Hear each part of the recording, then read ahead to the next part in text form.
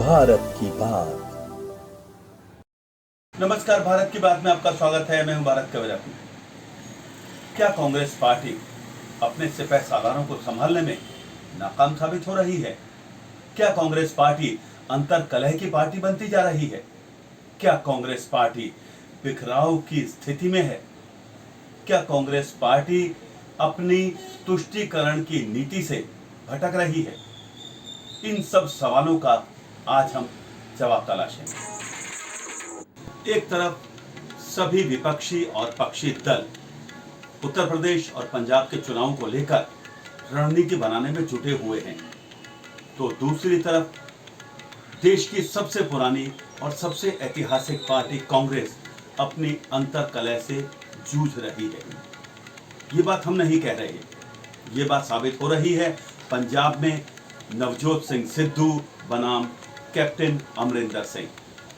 जी हां, आज 28 सितंबर 2021 को कलह इस कदर बढ़ गई कि नवजोत सिंह सिद्धू ने पंजाब कांग्रेस अध्यक्ष के अपने पद से इस्तीफा दे दिया। वहीं पूर्व मुख्यमंत्री कैप्टन अमरिंदर सिंह दिल्ली अमित शाह और जेपी नड्डा से मुलाकात करने के लिए रवाना हो चुके हैं। बात निकलेगी तो दूर तक पहुंचेगी। कांग्रेस के अंतर्कलह और आपसी खींचतान की ये जो कहानी चल रही है, ये आज की नहीं है, बहुत पुरानी है।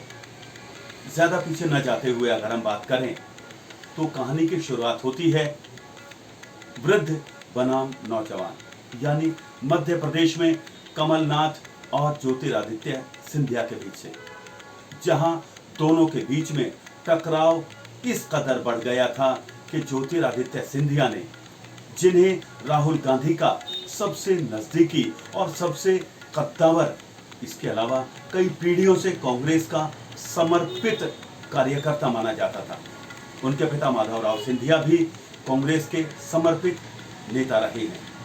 उन्होंने जब कांग्रेस का दामन छोड़कर बीजेपी का दामन थामा तो यकीन मानिए राजनीतिक गलियारों में हाहाकार मच गई थी। मगर कहानी वहीं नहीं थमी। उससे आगे बढ़ते हुए राजस्थान में अशोक गहलोत बनाम सचिन पायलट की भी यही कहानी रही। वहां ऐसा कहा जाता है, राजनीतिक गलियारों में यह भी चर्चा रही कि सचिन पायलट को जो चाहिए था बीजेपी उसे देने को तैयार नहीं थी, क्योंकि सचिन पायलट की महत्वाकांक्षा रही मुख्यमंत्री बनने की, अपने आप को एक सम्मानित पद पर स्थापित करने की, क्योंकि अशोक गहलोत ने उन्हें बहुत रगड़ा, यहां तक कह दिया कि इन नए नए नेताओं को कम से कम 8-10 साल तक घिसना चाहिए, उसके बाद कोई बड़ा पद दिया जाना चाहिए। इससे नाराज सचिन पायलट ने कोशिश की थी बड़ी पार्टी में जाने की, मगर वहां उन्होंने देखा कि राजस्थान का सबसे बड़ा चेहरा है वसुंधरा राजे, उन्हें चित्त करके वो बीजेपी में कोई बड़ा पद राजस्थान में तो नहीं ही पा सकते। तो समय की नज़ाकत को देखते हुए उन्होंने अपने आप को जज्ब किया और आला कमान की बात मानते हुए फिर से कांग्रेस में ठहर गए। हालांकि उन्हें इस बार वो सम्मान और वो पद नहीं दिया गया। अब यहां से आगे बढ़ते हैं तो चलते हैं पंजाब। जी हां, हम बात कर रहे हैं उसको समर्पित कहें या कद्दावर कहें या देशभक्त कहें या बड़बोला कहें, जो भी कहें आप खुद अपने आप डिसाइड कर लीजिए। ये वो शख्स हैं जो क्रिकेट के मैदान में रहे तो इंग्लैंड का अपना दौरा बीच में छोड़कर हिंदुस्तान आ गए, बीजेपी में आए तो लंबे समय तक बीजेपी के सांसद रहे, सम्मानित पदों पर रहे, मगर यहां से भी उनकी महत्वाकांक्षाओं ने उनका दिल उबा दिया। वो पहुंच गए कांग्रेस के दामन में। उस कांग्रेस के दामन को उन्होंने थाम लिया जिसके सर्वे सर्वा यानी राहुल गांधी को उन्होंने नाम दिया था पप्पू। पप्पू नाम ने देश की जनता का बेहद मनोरंजन किया था। नवजोत सिंह सिद्धू खुद एक मनोरंजक शो के एक तरीके से चीफ गेस्ट रहते थे, उन्होंने बहुत लोगों को हंसाया, मगर अब पंजाब में उनकी वजह से पूरी कांग्रेस रो रही है। क्योंकि उन्होंने अपनी हरकतों से, अपनी रणनीति से, अपनी जिद की वजह से मुख्यमंत्री अमरिंदर सिंह को इस्तीफा तक दिलवा दिया। बात यही नहीं रुकी, उसके बाद उन्होंने एक अपने ही समर्थक को मुख्यमंत्री बना दिया, चरणजीत सिंह चन्नी को। बात यहां भी नहीं रुकी, क्योंकि उनकी महत्वाकांक्षा कुछ और ज्यादा रही। कांग्रेस आलाकमान ने उन्हें बना दिया पंजाब प्रदेश का अध्यक्ष। बस यही वो पेच था जो नवजोत सिंह सिद्धू को हजम नहीं हुआ। और एक और गंभीर बात यह है, न जाने नवजोत सिंह सिद्धू का सलाहकार कौन है, उसका शुभचिंतक कौन है, जो उसे समय समय पर उसे एक मिसाइल की तरह, मिसाइल मैं इसलिए कह रहा हूं कि पंजाब में उन्हें एक बिना नियंत्रण की मिसाइल भी कहा जा रहा है, जो कभी अपनों को ही शिकार बना लेती है, परायों पर तो तभी चलेगी जब वो अपने उसे निपट के आगे बढ़ेगी। जब उन्हें एक मतलब गाइडेंस लेस मिसाइल बना दिया गया है, तो उन्होंने खुद ही अपने पद से इस्तीफा दे दिया। क्यों दिया? कारण ये बताया गया कि मैं समझौतों के साथ कुछ नहीं कर सकता, मैं चाहूंगा कि मैं जो करूं वो मेरा अपना निर्णय है। अब ये बात उन्होंने किस आधार पर कही? उनका ऐसा कौन सा शुभचिंतक है जो उन्हें ऐसी सलाह दे रहा है?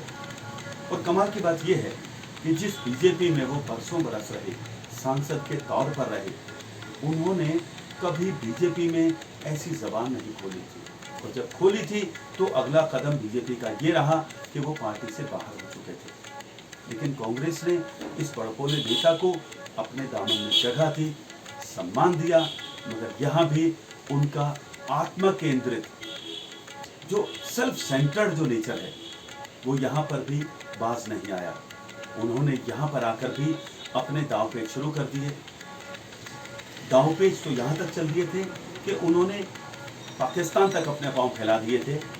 वहाँ के इमरान खान और वहाँ के बाजवा तक से जफ्फियाँ पा ली थी, जो कैप्टन अमरिंदर सिंह को बिल्कुल पसंद नहीं आई।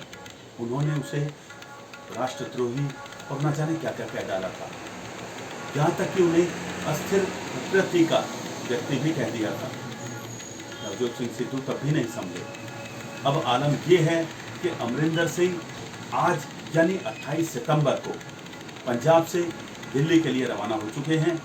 उन्हें मुलाकात करनी है बीजेपी अध्यक्ष जेपी नड्डा और अमित शाह से। और इसकी क्या अटकलें लगाई जाएं, इस पर अगर एक आकलन, छोटा सा आकलन किया जाए आम जनता से चर्चा करने के बाद, तो हमें ऐसा लगता है कि अब बीजेपी शर्त रखने की स्थिति में है। वो पंजाब के पूर्व मुख्यमंत्री और कांग्रेस के कद्दावर नेता अमरिंदर सिंह से शर्त रख सकती है कि पहले आप पंजाब से किसान आंदोलन को समाप्त कराओ और दूसरा अपनी अलग पार्टी बनाओ, फिर हम आपको बाहर से समर्थन देंगे। और मुझे लगता है कि अगर इतना बड़ा नेता बीजेपी में आ रहा है तो उसे ही मुख्यमंत्री पद का चेहरा तो घोषित कर ही सकते हैं, क्योंकि इस वक्त भारतीय जनता पार्टी के पास पंजाब में अरुण जेटली के बाद कोई बड़ा चेहरा नजर नहीं आता। बहरहाल हम तो यही कहेंगे कि कांग्रेस देश की सबसे पुरानी पार्टी है, ऐतिहासिक पार्टी है, और कांग्रेस के बारे में ये भी कहा जाता है कि ये वो पार्टी है जब इसके विरोधी इसे चूका हुआ यानी मतलब खत्म हुआ मान लेते हैं, तो ये फिनिक्स पक्षी की तरह अपनी रात से खुद उठ खड़ी होती है और साबित कर देती है कि मैं वही कांग्रेस हूं जिसने आज़ादी के लड़ाई में भी कमर कसकर अंग्रेजों से लोहा लिया था। कहना तो यहाँ तक है, बात निकलेगी तो दूर तक पहुंचेगी।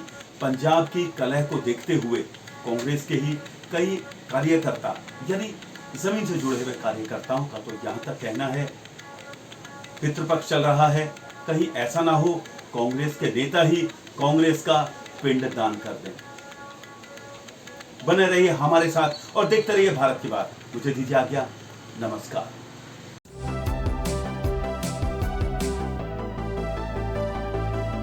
भारत की बात।